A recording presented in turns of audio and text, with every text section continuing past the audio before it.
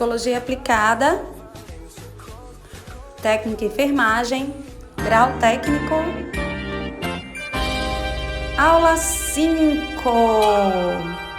Professora Adriana. Hoje trataremos da criança hospitalizada, o adulto e hospitalização, o idoso e a realidade hospitalar. Falaremos também sobre regulação emocional e atuação da enfermagem com o paciente terminal.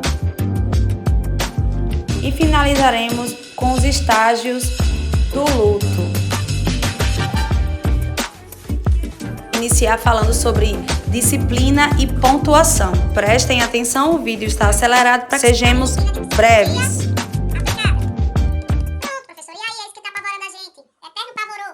Não, tá bom? Então, nós tivemos atividade 1, tivemos atividade 2, que passamos o segundo dia sem atividade. Professora, por que nós passamos o segundo dia sem atividade? Porque estavam pessoas entrando, lembram disso, pessoal? Um monte de gente entrando na turma. E a professora decidiu o quê, gente? Parar um pouquinho para dar tempo das pessoas que estavam entrando fazerem as atividades atrasadas. Porque nas turmas entraram pessoas novas. Foi questão de flexibilidade, tolerância e cuidado com os alunos, tá? Por isso que na aula 3, na aula 2 não existiu atividade, tá? Na aula passada tivemos a atividade e hoje vamos ter outra atividade. Deixando claro que eu não vou fazer mais atividade nenhuma. Beleza? Professora, o que foi que aconteceu? Porque eu acho que está deixando aí, causando algum estressezinho.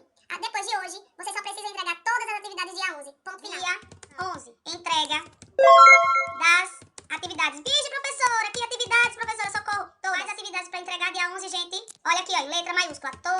Todas as atividades para serem entregues. Dia 11, último dia de aula. Beleza? Professora, socorro, até que horas? Até o final da aula, porque eu preciso computar, tá? Eu preciso fazer, é uma lista imensa que eu preciso saber quem fez, quem não fez, então eu preciso de texto, tá certo? Então, no dia 11, até o final da aula, vige, minha aula é de manhã, é até o final da manhã. Eita, professora, minha aula é à tarde, até o final da tarde, até o final da aula da tarde. Beleza, Professora, eu já fiz todas, viu? Professora, Passou. Assim, eu já fiz também pelo aplicativo, pelo link que você me enviou. Eu preciso digitar e entrega impresso, é? De jeito nenhum, já tá lá registrado, já recebi, menina. Professora, essa atividade, essa quarta atividade, eu só fiz 3 até agora. Essa quarta a senhora vai dar hoje? Vou dar hoje.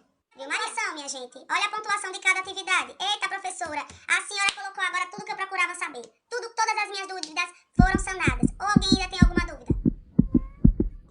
Não. Vamos iniciar a aula.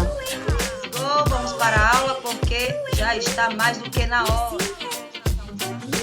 Criança hospitalizada e vamos dar continuidade hoje. Gente,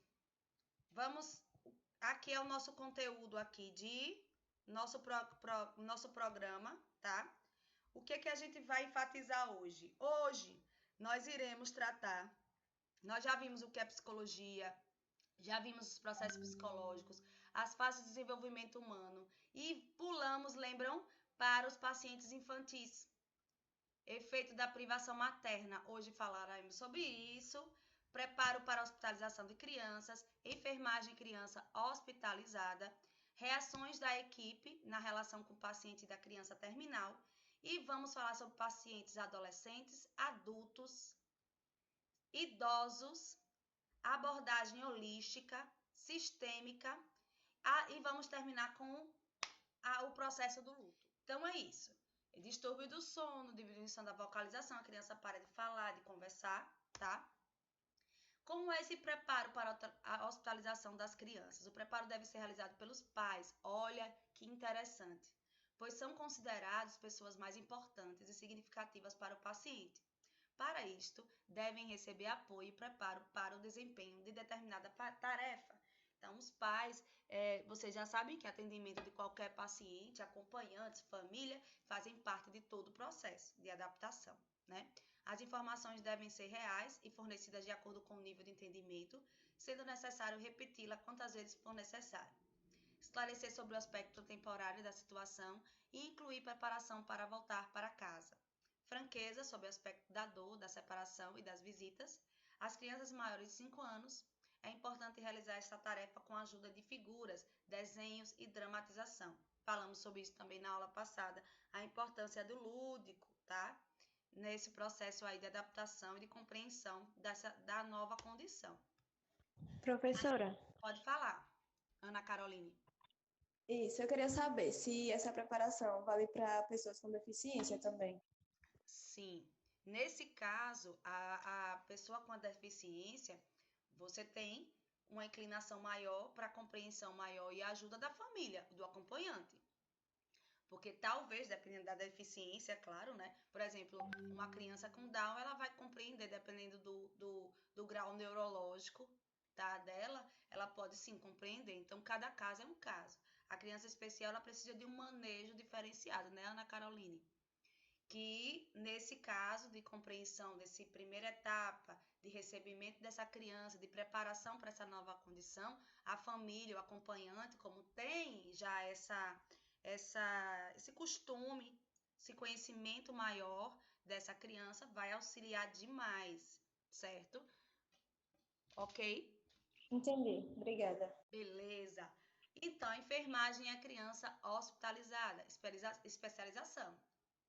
Existem especializações na área infantil, né, na área pediátrica, seja na oncologia e outros aspectos, UTI, tá? Então, compreender as etapas da vida que a criança está vivendo é importante, a gente já falou sobre isso. Ter visão global, criança e família, olha aí.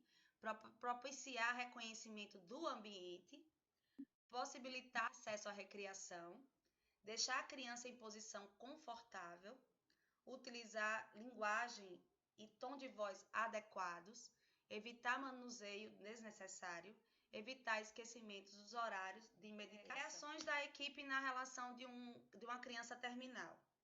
Há uma identificação com a morte e o sofrimento, existe a culpa, mesmo que inconsciente, porque o profissional ele causa um sofrimento, ele administra esse sofrimento na criança e aí existe essa culpa. A impotência, muitas vezes, tá? Que você não vai poder fazer muita coisa em determinados casos. O afastamento diante de uma situação, diante de um caso. Isso se chama um mecanismo de defesa, você precisa se adaptar a esse caso novo. Então, de alguma maneira, você se afasta um pouco. Isso é importante que a gente tenha como um termômetrozinho, como é que você está lidando com a situação, quais são os mecanismos de defesa que você está lidando e se esses mecanismos eles são bons para você e para o paciente, na relação de vocês dois, tá? Negação, conspiração do silêncio, muito parecida com afastamento. Já a negação ela é muito mais impactante, já que há uma relação de não acreditar, já que você tem que ter a competência do cuidar, competência técnica, né? Então, isso é bem complicado quando há negação. A agressividade, o autoritarismo como defesa, comportamentos estereotipados. Tenha noção de quanto você se envolve e se isso é saudável. É sempre bom colocar no termômetro. Quando eu falo termômetro, é equilíbrio, é regulação, beleza? Superproteção com remissão da culpa. Deixa eu ver. Tá travando. Minha gente, meu áudio está travando. Então, vamos prosseguir, porque agora vamos falar sobre o paciente, o adolescente, ó. Os estudos, tá, gente? Nas pesquisas. Isso aí tá no módulo. Quem puder me dizer que tá com o módulo pertinho de você aí, pode me dizer, por favor, qual é a página, tá? Para ajudar os seus colegas e me ajudar também, porque o meu não está aqui. 268. Oi? 268. 268. Valeu, Karine.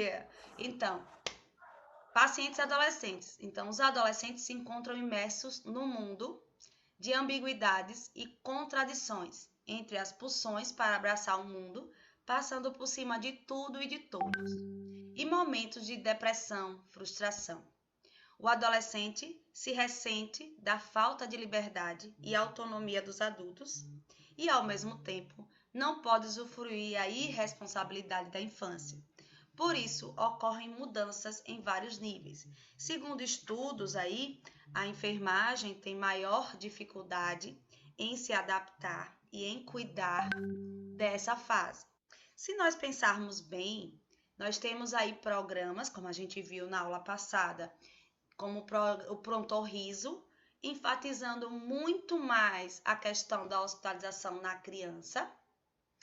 Temos também na questão do adulto e do idoso, projetos aí que nós vamos ver mais para frente. E não temos uma adequação para essa fase da adolescência, na fase de hospitalização e na fase terminal, tá? Já viu aí o ambiente hospitalar adequado para essa fase? E quando nós falamos dessa Professora, fase... então, para criança ainda a gente vê um tratamento diferenciado.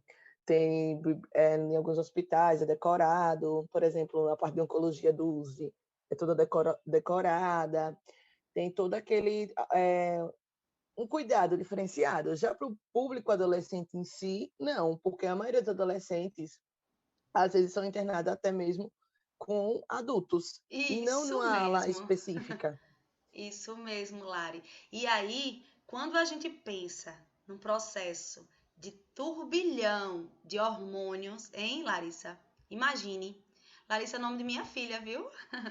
Então, quando a gente pensa no processo de turbilhão aí de hormônios, de relocação aí de identidade, então quem sou eu, dessa fuga aí de princípios da família, que é natural, gente. Vamos falar isso de maturação cerebral, como a gente vem falando, de maneira muito consciente, tá?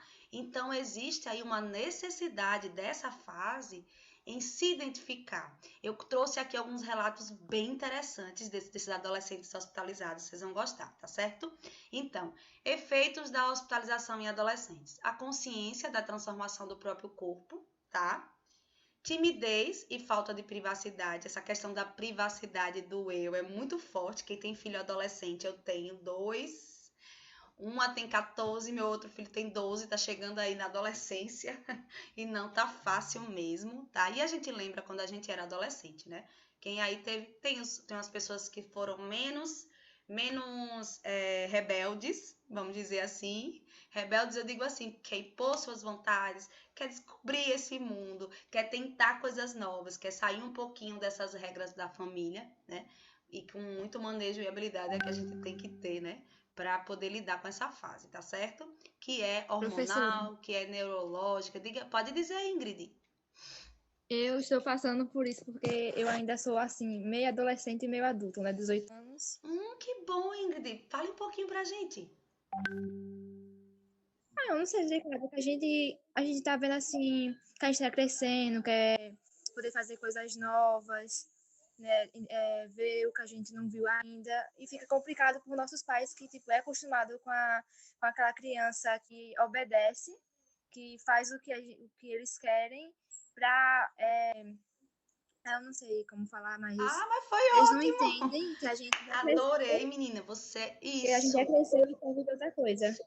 Isso mesmo, massa, viu? Adorei. Então, consciência da transformação do corpo, né? Também. E a falta de privacidade. Reações descontroladas em relação à própria doença e à dos outros, tá? Dificuldade de relacionamento por conta da ociosidade física e da imobilização pela doença, tá? O que é a adolescência? A adolescência é a etapa em que ocorrem as maiores transformações no ser humano durante a vida, do nascimento até a morte. Então, é o turbilhão, galera. Ao conjunto de transformações físicas e biológicas, dá-se o nome de puberdade. A puberdade é responsável pelo desenvolvimento de caracteres sexuais secundários, forma física duplicada, aceleração do crescimento linear, entre outros.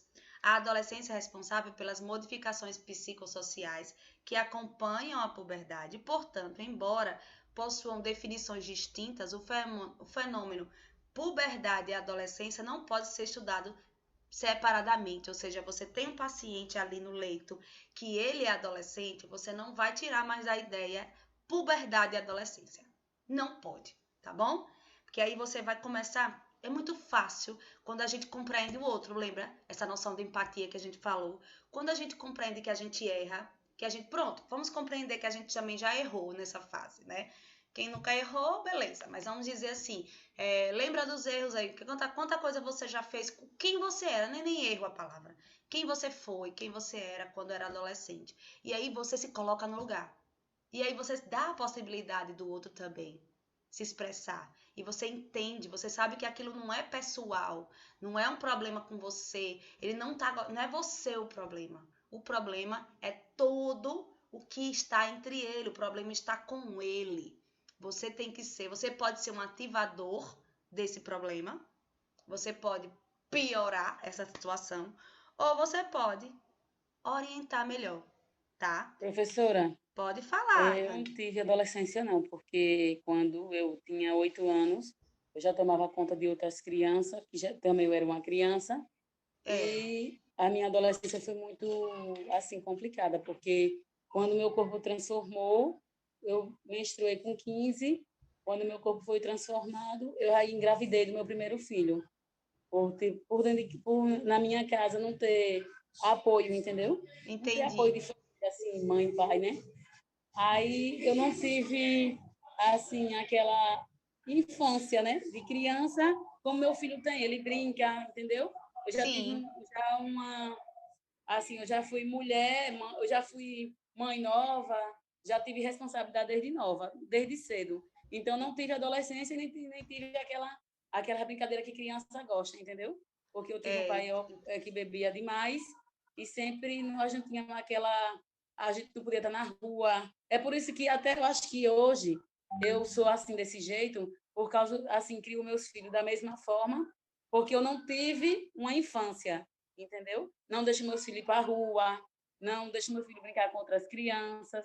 Por quê? Também porque hoje em dia também está muito complicado, né? Tá deixando assim, né? mudança. Você acabou de fazer, entendeu? Porque aí, nesse processo aí, você vai primeiro se resolver, buscar a resolução, quanto isso está impactando sua vida, fazer essa reflexãozinha, entendeu? Dessa questão. Então, é vencedora. Se você olhar pela ótica positiva, claro que existem muitos ganhos que você teve. Claro que você perdeu também algumas coisas. Mas e por que a gente não pode olhar também pelo lado positivo? Mais saudável. Se a dor for muito grande, Me a tornei uma ponto de mulher. paralisar você e que você entre em conflito até com seus filhos, hora de trabalhar, beleza? Vencedora e tá aqui com a gente estudando. Menina, Verdade. olha quanta coisa legal. Então, É gente, verdade. eu agradeço muito você se colocar, Vanessa, tá? Porque essa troca é importante. Obrigada, Lenita. Obrigada, Letícia, pelo feedback, tá certo? Gente, eu vou ler aqui só um pouquinho. A puberdade se conclui em torno de 18 anos, com o fim do crescimento linear, do crescimento gonodal, que é a parte cerebral.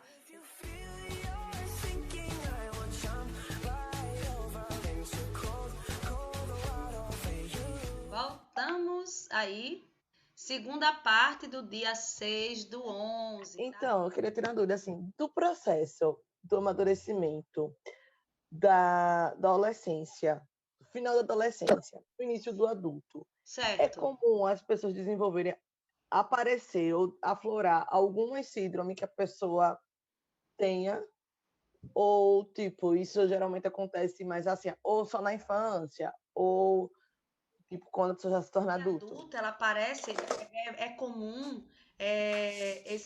os transtornos, as fobias aparecerem pela consciência, entendeu? Por essa pressão. A consciência, eu não tenho mais a quem recorrer, agora sou eu comigo mesma. Eu comigo mesma, então parece que não existe mais um recurso de busca no outro. E aí você precisa amadurecer. Seu cérebro já está amadurecido, né? E aí às vezes há uma resistência nesse processo, e aí vem aí, né, que são as crises, né? Existe a crise da adolescência, na criança existe a crise, os terríveis 2 anos, temos a crise da adolescência, então também a crise da idade adulta, essa crise, esse rompimento, né? Dessa responsabilidade de ter que assumir algo, tem que ser você com você mesmo. Quando a gente se encontra nós conosco mesmo, muitas vezes a gente tem aí um grande conflito que não foi resolvido, seja na infância ou na adolescência, compreende? mas que não impede Compreendo. também surgir um transtorno na adolescência e na infância, tá bom? Porque, tipo assim, eu não vou mentir, não. Pra mim, essa fase de adolescência. Eu tenho 23 anos. Aí eu tô nessa. Dos meus 20 anos pra cá, eu tô me transformando tanto. É Eu verdade, vejo um Larissa. peso que é Esse certo. peso, justamente, você É usou a um palavra peso certa. que, tipo, eu às vezes eu desenvolvo durante os 3 anos síndrome de ansiedade. Porque assim, Pode falar, por favor, pode abrir, porque estava muito barulho e eu tive que pausar. Mas quem estava falando, me desculpe, foi Larissa? foi eu, professora. Pronto, Larissa. Então, Então, essa questão mesmo é porque assim, lembra do que eu falei uma vez, que a crise, ela aflora o que a gente não resolve, o que a gente coloca embaixo do tapete? Lembra disso? sim. Que eu até usei como exemplo essa pandemia. Então, é mais ou menos isso, Lari. É trabalhar, buscar, entender, tá?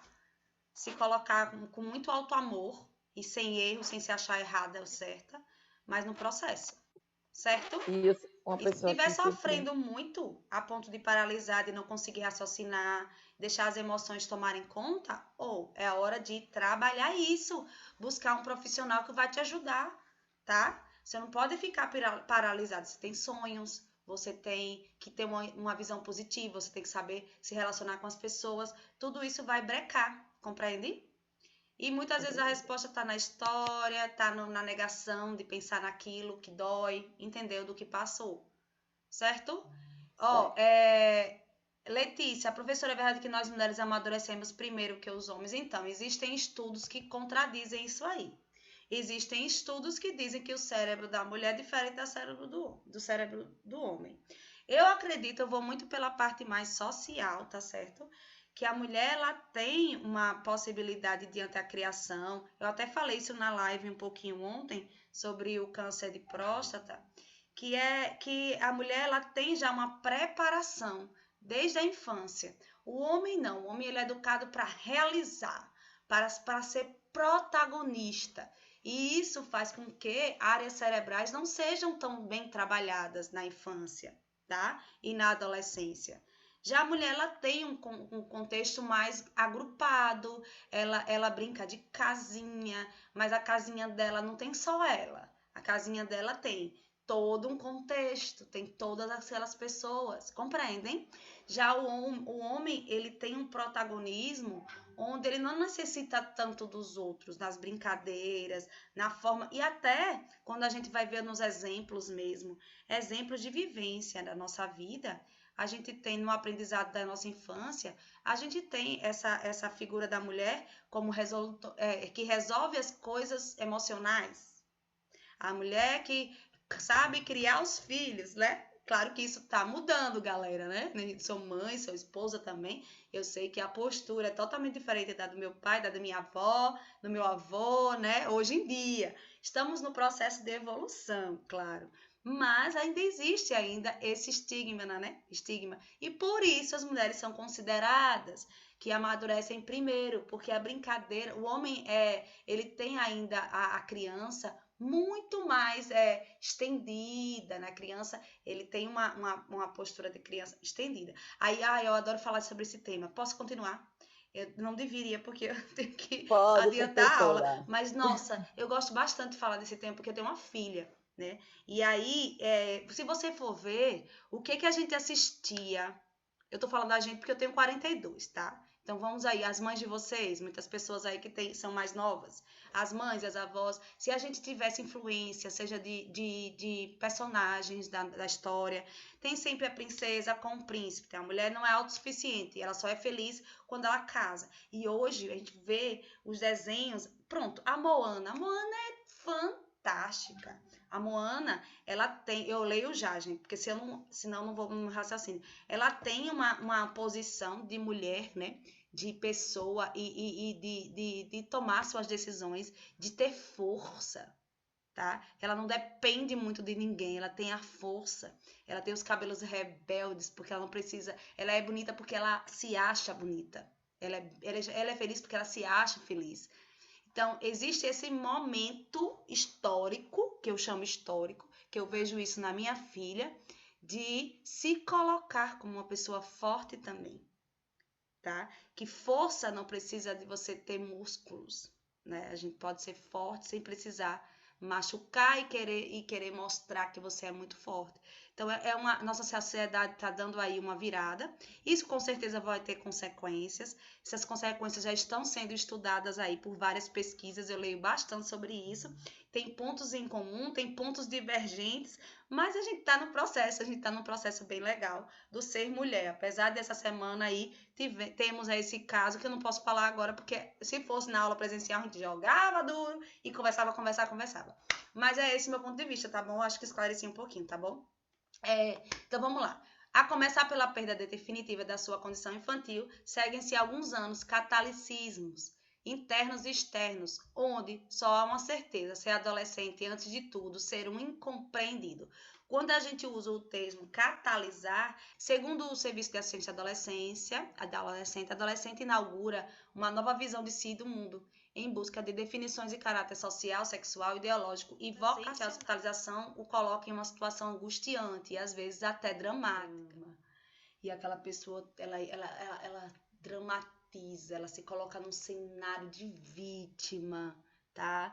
E aí, respira e vai, tá? Às vezes, pois sua imagem corporal principal, alvo de suas preocupações nessa fase, provavelmente estará modificada, em algumas situações até deteriorada, verdade, dependendo da patologia que convaleça. Ora internados na pediatria, ora em clínica de adultos, eles ainda têm que se deparar com a falta de conhecimento dos profissionais que tendem a tratá-lo como crianças ou como adultos esclarecidos. Falando sobre isso já, né? A necessidade de hospitalização de um adolescente, na grande maioria das vezes, acaba deixando tanto o adolescente quanto a família perplexa e assustada. Essas hospitalizações são muitas vezes inesperadas, uma vez que a adolescência é considerada uma das fases mais saudáveis da vida, de curtir a vida, de se relacionar, tá?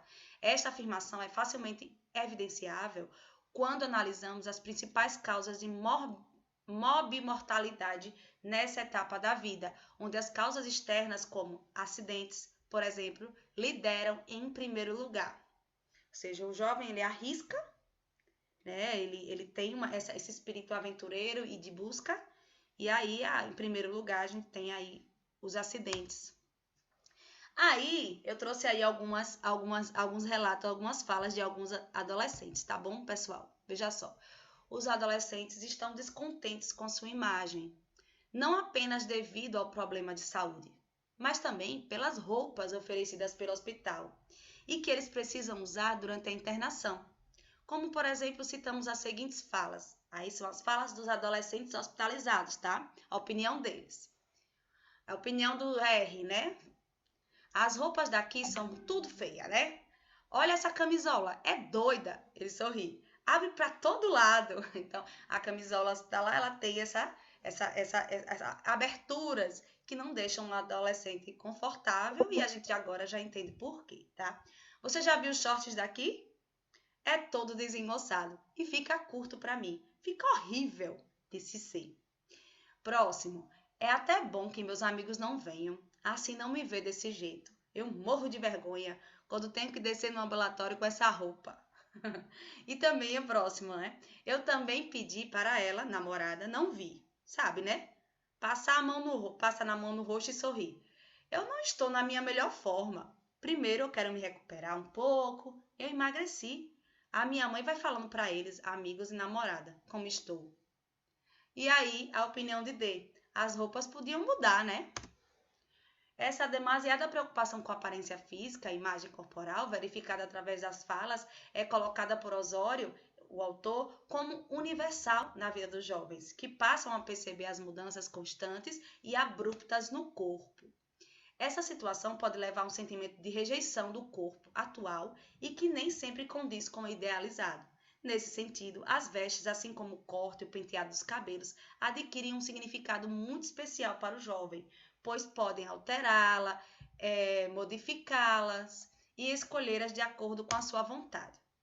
Outro aspecto marcante é o desagrado pelo alimento. Veja, olha a fala dos adolescentes. Eu leio já, viu? Depois que eu terminar isso aqui. Então, a comida daqui, deixa eu ver se é porque minha fala está falhando. Tem que olhar sempre. Deixar o chat aberto. É o jeito. Só um momento, Ingrid, tá bom? Você fala já. Deixa eu terminar aqui com essa questão do alimento, beleza? Olha só. Outro aspecto marcante da adolescente é o desagrado com o alimento, tá? Ixi, meu Deus do céu, deixa eu... Pronto. Eu não tô acostumada com essa questão do chat ainda, mas eu me acostumo. Tem que se acostumar, meu filho. Tem essa de acostumar, não. Ou vai ou vai. Vamos lá. A comida daqui também não gosto muito, não. Mas eu acabo sempre comendo um pouco, senão, né, pior. Disse R. Eu pedi batata frita e salsicha. Eu peço isso sempre, só que batata sempre vem murcha e fria. Minha mãe trouxe bolacha, chocolate e uma latinha de Coca-Cola que eu adoro. Olha aí, tá? Outra, eu detesto a comida daqui. Tem dia que não desce mesmo. Só consigo comer salada de fruta que vem. E o outro, podia ter refrigerante no lugar de suco. O suco daqui é ruim. E aí o outro come pouco. Então, há essa falta de adesão ao tratamento em relação à alimentação nos hospitais. Na maioria dos adolescentes, claro que existem curvas, né? Pessoas com curvas. Ingrid, você pode falar. Então, professora, a questão da roupa. Eu tive que fazer uma cirurgia com 12 anos. E esse bebidão mesmo, ele deixa a gente todo... a mostra, no caso, né? Só colocar um pouco. E eu sou uma pessoa muito vergonhosa. Até hoje. Até hoje eu sou uma pessoa muito vergonhosa. E eu debati com todo mundo, dizendo que eu não ia tirar a roupa de baixo, a calcinha.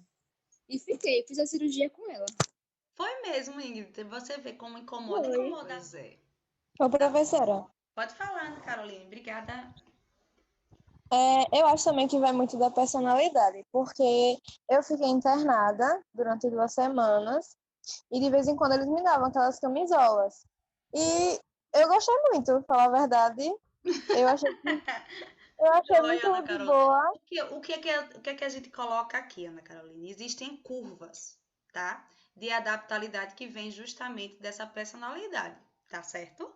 Mas quando a gente vai falar do técnico de enfermagem que precisa lidar com adolescentes, a gente precisa mostrar o que as pesquisas, o que os estudos falam, o que é mais difícil para o técnico, compreende? Tudo bem que você tem você teve uma atitude diante de uma internação que, de repente, o impacto dessa internação para você, por mais que se fosse grave ou não importa, cada um tem um impacto diferente e um comportamento diferente diante desse impacto. A gente está aqui falando sempre de singularidade, de personalidade. Vocês colocaram aqui a Ingrid e a Ana Caroline duas formas de comportamento, certo? Que foi muito top a participação de vocês duas, tá? Que é isso, mas que a gente precisa lidar mais, entender mais aqueles como profissionais, a professora tem que colocar aqui, claro, o que sai da curva, aquele que é mais comum, tá? O que sai da curva a gente trabalha, a gente fala, mas o que é mais comum diante das pesquisas, diante dos estudos, tá certo? Mas é isso mesmo, cada um tem a sua personalidade, que a gente chama isso de singularidade, de particularidade, tá certo? O manejo de lidar com o paciente que nega a usar é que a gente tem que também aprender, tá certo? A lidar. Por quê? Porque a gente respeita tanto quem sabe lidar com a situação e que não sente vergonha e que não tem problema, quanto também quem tem. Respeitar essas duas opiniões. É aquele caso do 6 e do 9. Não é? Lembram daquela imagem que eu coloquei do 6 e do 9? Que é o quê? Você, o que está aqui na esquerda, vê o quê? Vê um 6. Quem está na direita vê o 9. E aí, diz é 9, o outro diz é 6. E aí, o que a gente resolve com essa? O que a gente entende? Você não sabe o que eu estou vendo, como eu estou vendo do meu lado. Eu compreendo muito bem que você está dizendo que é um 6, porque eu também estou dizendo que aqui é um 9, porque eu estou vendo as coisas de acordo com a minha verdade. Tá bom? Vamos lá continuar. Reclamaram também, gente, da falta de atividade. Veja só. E aí, aqui no GAC, tá? Eu tenho uma colega que ela é psicóloga do lado do GAC. E aí tem videogame, tem o computador, tem a área dos adolescentes.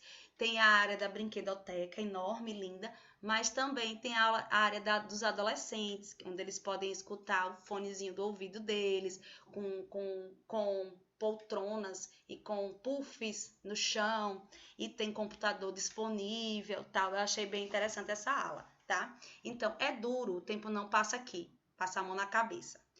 Eu vejo televisão e vou para outra enfermaria conversar com Dona V. O resto do tempo eu fico sem fazer nada, nadinha. Eu tenho que ficar só na cama, é isso. Às vezes dá desespero. E outra fala, podia ter alguma coisa pra gente fazer, sei lá, qualquer coisa. Aqui é muito parado, o dia não passa de jeito nenhum. Entende, né? A gente entende muito bem. Outro, falando assim da relação, né, da enfermeira que estava na porta, né? Outro dia eu falei para a enfermeira que estava na porta do quarto, colocar o café na minha mesinha. Ela disse que ia falar com uma pessoa e fazer isso e sumiu. Não voltou mais. Olha aí, galera. Veja, viu? Vou terminar a fala e depois a gente vai refletir. Eles tratam a gente bem, só que eu fico muito sozinha. Outra. Tem uns profissionais que a gente tem mais contato, mais conversa. São mais legais. Outra percepção. Eu gostei do pessoal que trabalha aqui. Eles são bons. Conheço todos. Olha outra. Tô com a companhia e eles nada. Aparecem aqui 1 hora depois. Aí já tô irritado. E você sabe, né? Mas logo passa. Por todas as peculiaridades que fazem parte da adolescência, não é raro encontrarmos profissionais da saúde que relutem em assistir adolescentes, certo? Principalmente adolescentes difíceis, que são agressivos algumas vezes, tá? Segundo Guaderré, quando um adolescente é atendido por alguém que não goste dele, obviamente sofrerá mais danos, direta ou indiretamente, do que por alguém com real interesse por ele, certo? O adolescente ele é muito grupo, tá? No que se refere à equipe de enfermagem, que presta assistência ao adolescente, verificamos a falta de acolhimento decorrente da desinformação com relação às características dos adolescentes, tornando mais difícil sua adaptação ao hospital. Essa investigação permitiu-nos olhar a internação do adolescente a partir da ótica deles e constatar, de uma certa forma, que os serviços de saúde e os profissionais de enfermagem, especialmente, necessitam percorrer ainda um longo caminho para melhorar a assistência à saúde do adolescente, levando em conta toda a mudança que está ocorrendo em sua vida pessoal, física e emocional. Esse é um estudo, é um artigo, tá? De um estudo, de uma pesquisa. O que é uma pesquisa, professora? É quando um grupo, então uma pessoa, um profissional, então um estudante, vai no hospital, aplica questionário, depois conta, coloca a estatística, a porcentagem nesse questionário, reflete com teórica de outros estudos e conclui a sua pesquisa. Então é muito trabalho. Por isso que eu coloco aqui eu acho a coisa mais linda essa questão dos artigos e estudos. Esse é o artigo de Cristiane Ranier, tá? Sobre o adolescente e a hospitalização. Essas falas são do trabalho dessa maravilhosa. Esses slides vocês têm na mão e vocês podem também fazer a mesma coisa que eu. Professora, eu não sei assistir seus vídeos porque não tem como clicar em cima. Você copia desse jeito. Aí você vai lá na internet, vejam, viu? Você vai na internet, como eu estou fazendo aqui. Quem quiser aprender, vamos comigo. Vai na internet, vai no Google, Google, e copia e cola lá em cima. Aí você tem o vídeo. Para quem tem dúvida de como fazer, viu? O link aí desses vídeos, tá? Como o YouTube exigiu direitos autorais desse vídeo, envio aí o endereço. Para a gente finalizar a fase da adolescência e entrarmos na fase adulta. Eu achei sensacional, professora, porque eu também mexo com arte, eu desenho muito. Quem me conhece sabe. Entra no meu Instagram, Bolei a Língua. E, de uma certa forma, ela faz mesmo deixar o nosso dia bem melhor. E questão das cores, eu também era como ele, eu gostava muito de desenhar coisas tristes. Agora eu estou desenhando mais coisas assim alegrezinhas. A arte, O escrever também é importante, tá? Um grupo de poesia para adolescentes no hospital. Vamos dizer assim, eu sou arte terapeuta, eu sou suspeita para falar, por isso que tem inspiração de colagem, até colagem de revistas, pedaços de imagens. Quando você faz, até a gente pode fazer colagens também agora pelo celular, né? Então, imagens que você acha importante para aquele momento, você faz aquela colagem linda e traduz o que você está sentindo. Nossa, depois quando você olha esse conjunto dessa arte, você se encontra. E às vezes é Professora, tanto sofrimento, que depois quando a gente vê o que a gente escreveu, o que a gente colou, a gente diz, ai meu Deus, aquela adolescência tava um turbilhão mesmo, que eu nem imaginava. Que bobeira que eu tava pensando, aquilo tudo, né? Mas para você ver, né? Não existe essa maturação. A arte faz bem para a alma. A arte é música. Não é isso? Eu geralmente com um adolescente, quando ele é mais quietinho, quando ele não verbaliza tanto no consultório, eu vou justamente pelo que ele gosta de escutar, tá? Então, o paciente depressivo, ele escuta realmente músicas que traduzem o que ele é. E muitas vezes ele nem percebe. Aí quando a gente começa a trabalhar as letras das músicas e tal, e começa a colocar isso em recortes, começa a colocar isso em artes, começa a colocar as frases mais impactantes que ele se identifica, imagens, a gente começa a entender e ele começa a mergulhar no eu dele. Porque na verdade a música e a arte, nesse caso para eles, é uma fuga. Mas no processo terapêutico são revelações. Só aprender a se olhar, né? A ter instrumentos para se olhar, tá certo? Vamos para a fase adulta. Let's go, professora. Só temos 10 minutos, senhor. Vamos lá, Adriana. Vamos para a idade adulta, tá? Tá no material, por favor, aí também, tá, gente? Então, sua reação à doença dependerá, o adulto, da natureza da doença, da significação da doença, do medo do desconhecido e da interpretação do diagnóstico, tá? O comportamento do adulto hospitalizado, por tornar-se dependente dos cuidados dos outros, o adulto poderá regredir em suas reações. O que é regredir? A professora já falou sobre isso. Ele passa a ter posturas infantis, de deixar-se cuidar, né? de birra. Então, isso é uma regressão, tá? Então, considerando a interrupção forçada da sua vida habitual.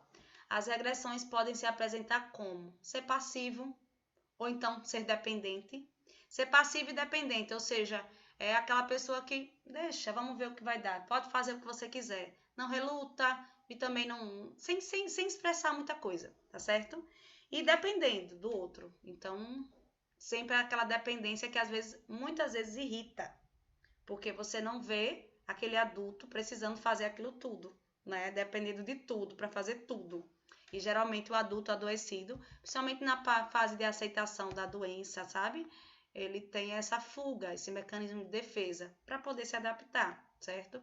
Comportamento de irritação e irracionalidade, ou seja, deixar as emoções virem à tona, tá? O cérebro é emocional, o sistema límbico ele tem lugar maior, tá? E hiperansiedade e temores. Importante fazer o quê, professora? Conversar, cara. Conversar. Primeira coisa, imagino o que você está passando. Sei, verdade. Compreendo. Mas a gente precisa fazer alguma coisa. Eu tenho certeza que você tem aí no seu coração uma resposta. Como é que você pode ajudar? Porque agora realmente é difícil, eu entendo perfeitamente, mas a gente precisa prosseguir. A gente precisa cuidar de você. E aí, nesse processo aí, vai racionalizando. Você vai chamando o cérebro racional para ficar maiorzão do que o emocional, né? Papo de adulto para adulto. Já os pacientes idosos, há duas teorias que reconhecem um processo de envelhecimento. Reconhece como etapa final da vida e também concebe como uma fase de sabedoria, maturidade e serenidade, tá? Então, existem dois tipos de pacientes idosos. Amado e preservado por seus familiares, que é levado ao hospital, ao médico, a qualquer sinal de doença, os parentes ainda permanecem atentos na sua evolução e participam ativamente da sua melhora. E tem também aquele idoso que a família quer se livrar, interna ou abandona na sala de emergência, só aparece dias depois. Ao perceberem a rejeição dos seus familiares, frequentemente entregam-se à doença ou mesmo à morte, tá? Estamos frente a una situación que uma no questão, aí elegimos. é uma realidade do Tenemos Peru. familias que tienen pacientes hospitalizados y que no los han podido acompañar en este proceso, que no han podido despedirlos como ellos hubieran querido. Esta necesidad por parte de la familia ha hecho que nosotros implementemos o adaptemos un plan. Então aí eles conversaram para andar mais rápido, a equipe conversou para saber como é que eles poderiam fazer com que esses pacientes tivessem um mínimo de despedida. E aí tem essa experiência aqui, tá? Vou liberar o som agora. Dificultad respiratoria, algunos no desean. Entonces, previa autorización de la intervención, nosotros contactamos con la familia. Ya dentro de la etapa de la intervención, nosotros realizamos la videollamada, el familiar le expresa su carta de despedida, que es sumamente emotiva, y luego de eso los familiares tienen un tiempo para poder expresar lo que sienten, ¿no? Generalmente las familias se reúnen y están todos reunidas en una habitación, y en este corto tiempo le dicen lo mucho que lo quiere, que lo extraña. Nuestro trabajo es acompañarlos en ese proceso, ayudarlos a identificar y normalizar esto. Porque toda esta situación y todos estos eventos que han venido pasando es algo que nos ha trastocado a todos, desde todas las profesiones que tenemos acá, desde el personal administrativo hasta el médico que sube. El equipo de salud mental siente como ustedes. Experimentamos miedo, experimentamos frustración, experimentamos tristeza, producto de sus pérdidas. Pero por encima de todas esas emociones que hemos podido experimentar está el compromiso. Decidiu se despedir, porque essa paciente ela ficou muito tempo com ele, com a equipe médica, e ela elaborou uma despedida, já que ela iria realmente, já estava no processo terminal, tá certo? Então E uma história emocionante. O tratamento da paciente Rogéria Maria Gonçalves, que após ter um AVC, descobriu um câncer em fase terminal. A médica residente Luan Chaveiro, com a voz embargada, foi medicar pela última vez a paciente. Isso aconteceu na última sexta-feira. Nada de injeções, exames ou comprimidos. Foram palavras de força, fé e de carinho, um remédio para a alma. Quero dizer que a senhora é muito especial para nós, a nossa professora. A senhora tem nos ensinado muito. Viu? A gente é muito grato pela experiência de ter conhecido a senhora aqui, de ter a senhora como paciente.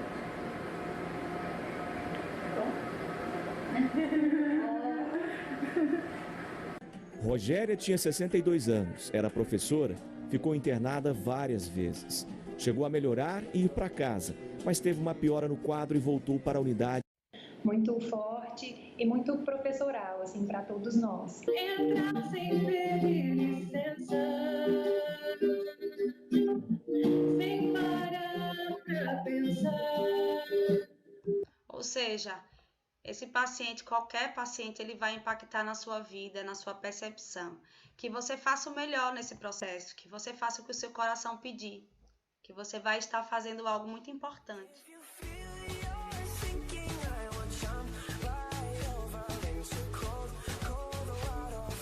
Conflito da doença do idoso, conflito consigo mesmo, tudo perde sentido para o paciente, porque a situação é vista como uma situação de perigo.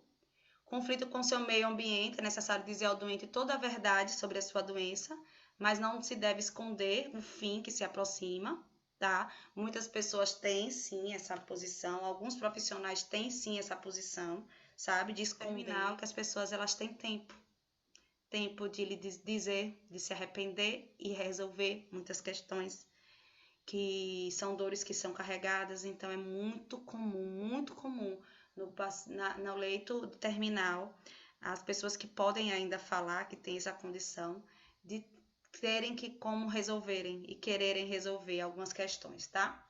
Então, conflito com o leito não convida, há sempre o cheiro de cânfora dos medicamentos, ou pior, nem a água de colônia consegue retirar, né? O cheiro é muito forte. Então, conflito com seu corpo torna-se frágil e inerte, é um objeto preso pela doença.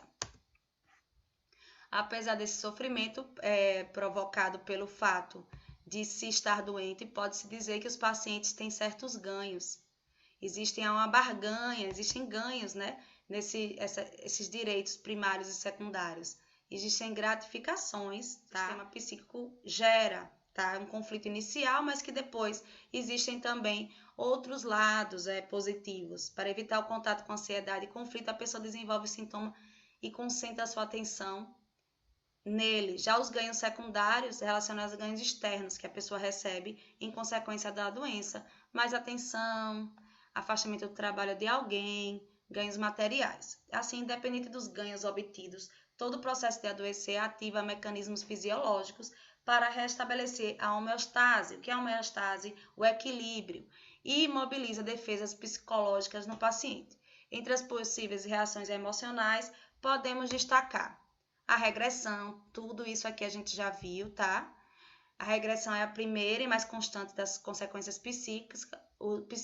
Os pacientes adotam um comportamento infantil de dependência e egocentrismo. Essa reação é útil na medida que o paciente se deixa ajudar, renuncia temporariamente às suas atividades habituais.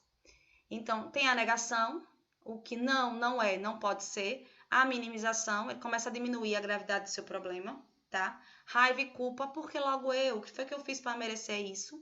E a depressão. Todo paciente, independente do diagnóstico e da gravidade do seu problema, apresenta um componente depressivo, traços depressivos, tá? Faz parte também da adaptação, tá bom? Temos aqui esse vídeo. Andar sobre um terreno com relevo, com muletas, bengala ou andador não é fácil. Preencher uma guia médica enxergando as letras borradas é um desafio. No Hospital do Servidor Público, os funcionários sentem na pele as sensações e dificuldades que os idosos enfrentam. Uma das experiências mais curiosas é essa aqui, em que é oferecida uma espécie de gelatina para discutir a questão do paladar. Thaís, qual é o gosto?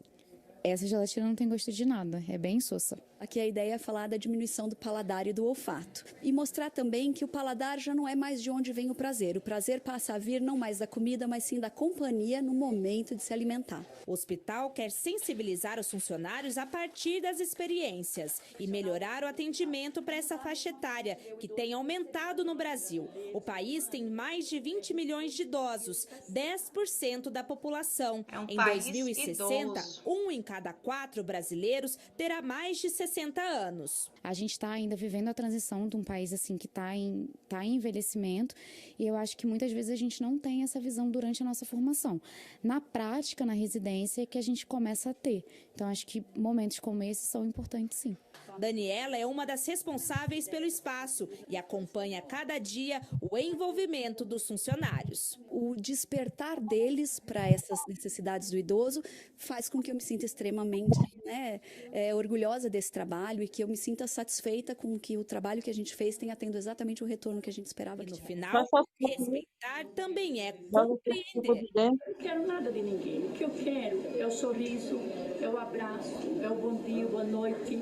É isso que eu preciso. Eu não vou levar nada mesmo. É o abraço, é o bom dia, boa noite. É isso que eu preciso. Eu não vou levar nada mesmo. Para o idoso é diferente, que é importante para a adolescência, para o adulto e também para a criança. A busca realmente da companhia, de se sentir amado, de se sentir importante. Certo? Continuemos aí. Professora, Pode falar, pode falar. eu cuidei da minha... Teve um tempo, minha avó morreu de câncer também. Quando ela descobriu, ela já não tinha jeito. E muito antes disso, ela já vinha sofrendo com isso. E muitas das vezes ela falava assim, deita aqui do meu lado, que só de você estar perto de mim eu já me sinto melhor. Então, realmente, a companhia, as palavras assim, de incentivo. Por mais que ela estava com dor ali, mas só dela falar que só de ter alguém com ela, a dor já amenizava, já não sentia tanta dor como ela estava sozinha. Ela disse que olhava para o lado, não via ninguém, ficava desesperada. Isso mesmo, Graciela. Gratidão aí pela sua contribuição aí, tá bom? Então, a consequência emocional nas situações de crise, perda e morte. Então, é fundamental a inteligência intrapessoal nas profissões que pressupõem o ato de cuidar e o contato humano, com as ligadas à área da saúde, tá? A inteligência interpessoal é diferente de intrapessoal, questão de prova. Inteligência intrapessoal é eu comigo mesmo. Inteligência interpessoal, eu e o outro, tá? Significa ter sensibilidade para o sentido das expressões faciais, voz, gestos e posturas e habilidades para responder de forma adequada às situações interpessoais, eu com o outro, tá? No campo da saúde, alguns aspectos são fundamentais para o estabelecimento de uma relação de vínculo terapêutico, que é a empatia, saber se colocar ao lugar do outro, percebê-lo segundo o seu ponto de vista, tá? Não é o seu, é o do outro, tá bom, gente? Para deixar bem claro. Isso é exercício. Nosso cérebro ele só consegue fazer isso se você começar a exercitar desde a infância. Aprender a ser generoso na infância, certo? Lembra do processo de maturação? Mas, professora, eu conheço o adulto, será que ele consegue ainda ter esse exercício? Ele consegue mudar? Consegue. Principalmente se você quiser. Você não muda ninguém. A única pessoa que você pode mudar é você mesmo. Não tem jeito de mudar mais ninguém, a não ser que você convença, mas aí tudo bem, né? Mas é incerto. A única pessoa que você pode mudar com certeza é você, tá? Quando você muda, tudo muda. Comunicação afetiva no que se refere aos aspectos verbais, visuais e não visuais. Não verbais, na verdade. Que já falamos aqui que o corpo também fala. As expressões falam, sem precisar você verbalizar, falar. Administração adequada das emoções, tristeza, alegria, raiva, ansiedade. Administração adequada dos conflitos e frustrações, tá? Então, paciente terminal e morte. Do material, a gente já falou, vou ser bem repetitiva aqui, mas é importante. Então, são aqueles portadores de doença incurável, que levará, num prazo mais ou menos curto, à morte. Costuma se definir como desenganados, na maioria das vezes, a conduta médica é de protestos e negativas. Os médicos alegam que ocultar do paciente a informação é um ato de caridade. Falamos sobre isso também. Ou então que sua atitude o levará mais rapidamente à morte. Isso acontece principalmente por causa do desconhecimento da realidade psicológica do paciente terminal. Comunicar a um paciente terminal que está com a doença, que vai levá-lo rapidamente à morte, não é simplesmente chegar, dizer e virar as costas. Existe toda uma responsabilidade e apoio que não pode ser negada. Então, existe uma harmonia desse equilíbrio entre as mentes racional e emocional, que a professora já falou aqui, tá? Que o profissional da saúde ele precisa ter. Então, qual é o significado dessa competência emocional do enfermeiro na prestação de cuidados às pessoas ao fim da vida? E aí eu faço um resumozinho aqui. Então, essa é uma amostra de uma pesquisa. Trago mais uma vez um artigo, vou mostrar de quem é daqui a pouquinho. Então, nós temos a competência emocional do enfermeiro aqui, com as habilidades, habilidade de vida e bem-estar, autonomia emocional, a regulação emocional. Para a gente ter regulação emocional, a gente precisa pensar no que está doendo, pensar, tentar refletir, não negar, não ridicularizar as suas emoções, mas dizer o seguinte: eu estou sentindo isso por quê? Porque eu tive uma vozinha que faleceu nessa mesma condição, talvez eu esteja fugindo. Nossa, isso é autoconhecimento, galera. Você sabe que aquele processo, toda vez que você for encontrar alguém, você vai melhorando, porque vai ser outro caso, mas o primeiro caso que te faz lembrar de uma dor pessoal, vai ser difícil para você. Você reconhecer que esse caso é difícil para você e por quê é muito melhor do que você negar e fugir desse sentimento, de trabalhar isso aí, entendeu? Então, é o conhecimento emocional, né? Cuidar do seu bem-estar, então o profissional aí precisa fazer o que gosta nos seus tempos vagos, ter cuidado da questão de carga horária, onde você tem 3 empregos, manhã, tarde e noite, como é que você vai dar conta da sua família, desses 3 empregos. Tudo isso faz com que a gente tenha uma qualidade de vida e uma resposta mais emocional, mais equilibrada, uma regulação maior, onde o cérebro racional ele tem um espaço maior no seu comportamento, tá bom?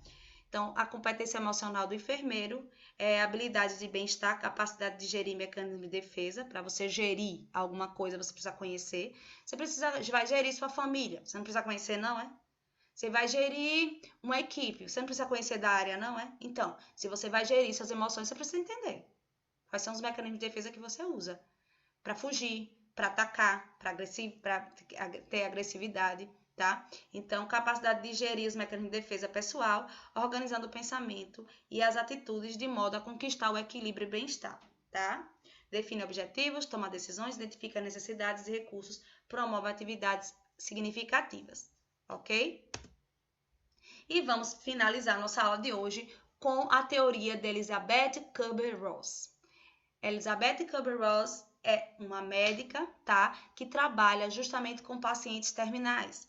E ela criou uma teoria que é a teoria da curva de adaptabilidade. E, pessoalmente, eu gosto muito de falar sobre isso. Inclusive, nós psicólogos colocamos esse processo, essa curva aí para todas as fases da vida. Segundo a psicologia, todos nós, menos ou mais, usamos todos esses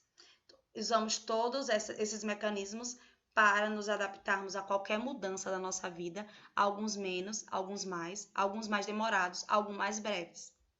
Mas isso eu vou falar no final da aula. Vamos falar primeiro sobre essas fases do luto. Então, a Elizabeth Kubler-Ross, ela fala sobre justamente as fases do luto. Professora, isso cai na prova sim, tá bom? Galera que tá assistindo, galera que tá aqui com a gente, galera que vai assistir depois, tá bom? Então, segundo, ela criou 5 fases. Não é que ela criou criando, gente. Ela fez uma pesquisa, ela estudou, ela tem doutorado, ela pós-doutorado nesse processo. Então, ela criou uma teoria, tá? Então, negação. Ocorre em seguida a notícia da sua doença, quando se tem a notícia de que a doença é uma doença terminal. Então, o paciente, ele nega essa realidade. O paciente, ele pode demorar nessa negação? Sim. E o paciente pode passar brevemente por essa negação? Sim. O que é que isso vai depender? Vai depender da personalidade, das experiências de vida dela, tá certo? Raiva. Segundo a teoria, todos os pacientes passam por esse processo. Alguns com mais intensidade, outros com menos intensidade. Alguns perceptíveis, outros não perceptíveis, porque estão só no pensamento e inconscientemente, tá? O paciente já admite estar com a doença terminal, porém questiona: por que eu? Sua atitude passa a ser de raiva, um sentimento que volta, seja contra Deus, seja a equipe médica, seja familiares, seja para a sociedade. Então, precisa o quê? Descarregar essa emoção em alguma coisa, tá? Depois temos a negociação. Uma vez admitida a doença, o paciente passa a superar seu mal através de barganhas. Barganha é troca, então a negociação. A negociação é tentada inicialmente com a equipe e depois estende-se por meio de presentes, promessas, orações, peregrinação. Olha, ora por mim. Você está o quê? Barganhando. Você está se adaptando àquela nova situação e está contando com as orações das pessoas. Isso te faz bem, isso te traz uma esperança de melhora em relação à sobrevida. E aí cada um tem a sua realidade, a sua verdade, tá bom? Depois tem a interiorização. O paciente vai fechando tudo aquilo que deixou em aberto. Olha aí o que eu falei, tá? Com isso, vai conquistando a paz interior. Nessa fase, ele precisa de silêncio e isolamento. É preciso respeitar o isolamento sem abandonar o paciente. E depois, por fim, tem a aceitação. O paciente completou todos os seus negócios que eram possíveis de serem completados. Isso nós estamos falando de um paciente consciente, tá? Está pronto para o momento final. As familiares, cabe apenas estar ao seu lado, se possível sem angústias, que somente irão incomodar o paciente. Essas são as 5 fases do luto dessa teoria que vai cair na prova, tá? Negação, eu tô bem, não tô doente não. Depois raiva, não é justo. Sou uma pessoa que não faz mal a ninguém, sempre tento ajudar. Por que eu? Negociação, eu faria qualquer coisa para poder me livrar desse diagnóstico. Eu acredito no milagre. Gente, orem por mim. Aí você começa a barganhar, a negociar aí para estabilizar, para se adaptar. Faz parte. Tem pessoas que demoram mais nesse processo de negociação. A depressão, onde a pessoa tem a certeza de que não tem mais jeito. Então, existe uma depressão. Depressão é o quê? É cair, gente. Olha, quando há uma depressão, quem já estudou geografia, é o quê? É você cair em um local que é fundo. Não é isso? E depois a aceitação, que é a subida. Era para ser vou resolver, tá bom? Esse é um estudo aqui da Tatiana, que fala sobre a identificação das fases no processo de morrer pelos profissionais de enfermagem. Veja que interessante o que os profissionais falam, que não é tão fácil de entender essas fases, tá? Então, a negação pode ser uma defesa temporária, ou em alguns casos pode sustentar-se até o fim, ou seja, a pessoa ela pode morrer na fase somente da negação. Olha, tá vendo?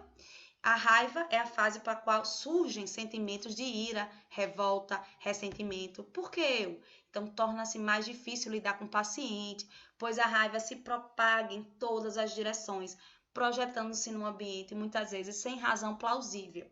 Já na barganha, o doente faz promessas por um prolongamento da vida e alguns dias sem dor ou males físicos.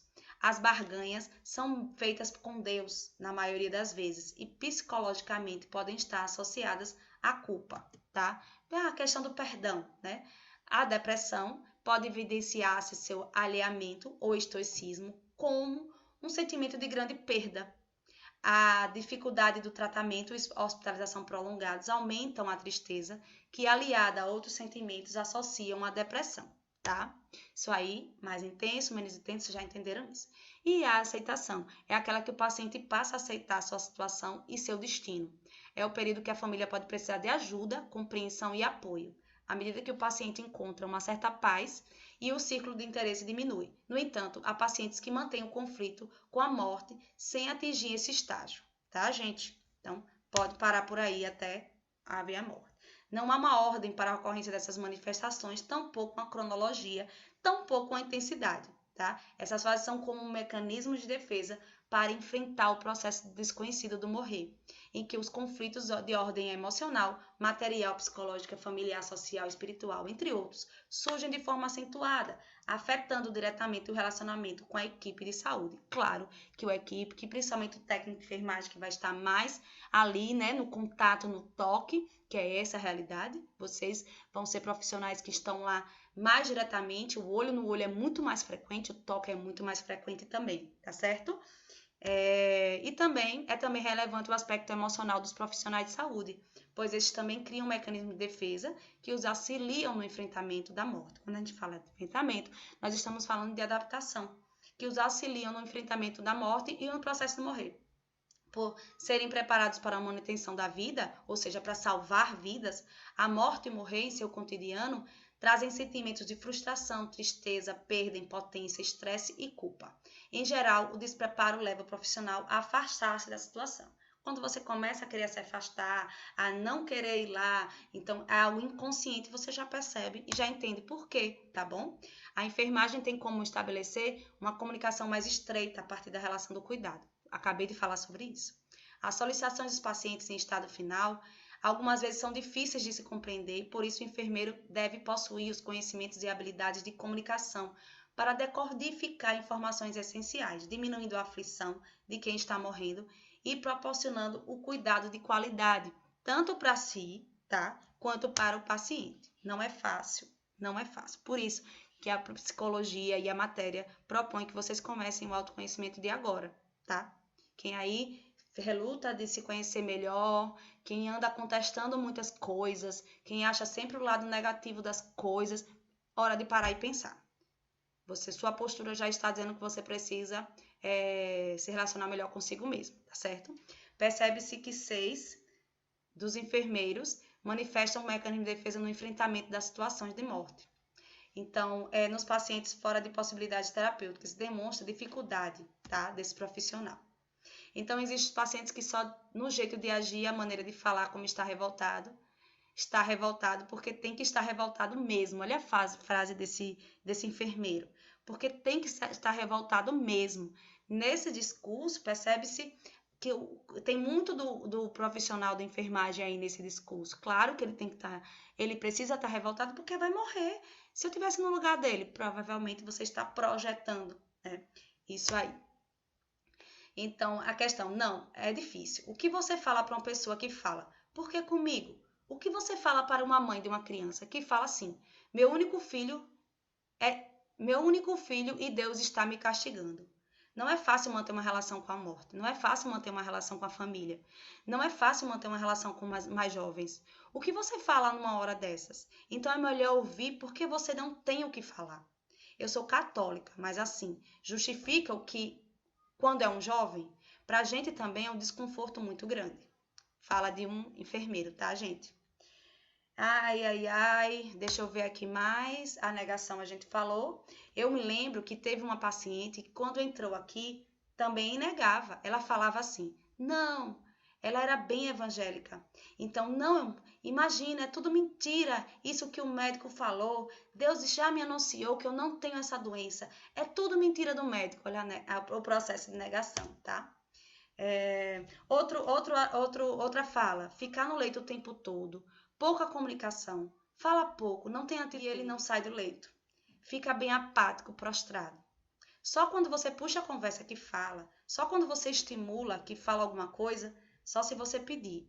Na alimentação ficam inapetentes, não tem ânimo mesmo. Parece que as forças se foram em relação à depressão, que é aquela fase de aceitação da morte, tá?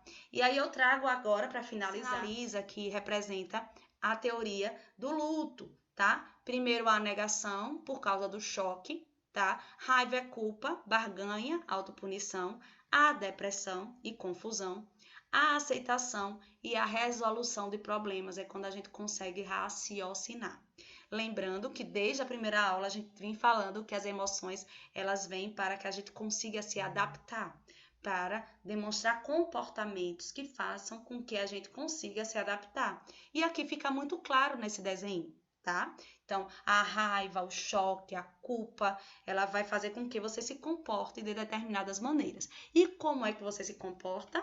De acordo com a sua personalidade, de acordo com o que você aprendeu, de acordo com o que você é. Quais foram os sentimentos que a vida, até então, esse processo, né, de paciente terminal, como é que você aprendeu o que é a vida, o que é se frustrar, o que é negar, o que é ter o que é receber uma resposta na vida, respostas na vida, como é que você responde essas questões da vida, como você respondeu durante esse processo, até chegar a esse processo. E aí você vai responder de acordo com o que você aprendeu, o que gerou os sentimentos. Lembram que sentimentos são memórias. Então, as memórias, elas estão lá, enraizadas. Elas estão lá que vão fazer com que você tenha comportamentos. E segundo essa teoria, nós temos esses comportamentos e esses sentimentos, essas emoções, esses sentimentos e comportamentos até resolver o problema. Lembrando que tem pessoas que ficam só na fase de negação, não passa de estágio. Tem pessoas que ficam na fase de depressão, não passam desse estágio. E tem pessoas que já vão direto, praticamente passam por todos os períodos, já pela resolução de problemas, tá? Então, cada caso é um caso de acordo com a sua particularidade, as suas vivências e as suas experiências. Gente, finalizamos nossa aula. Bom final de semana. A atividade é sobre o Pat Adams. Eu vou passar já, tá bom? Tchau. Tá bom. Tchau.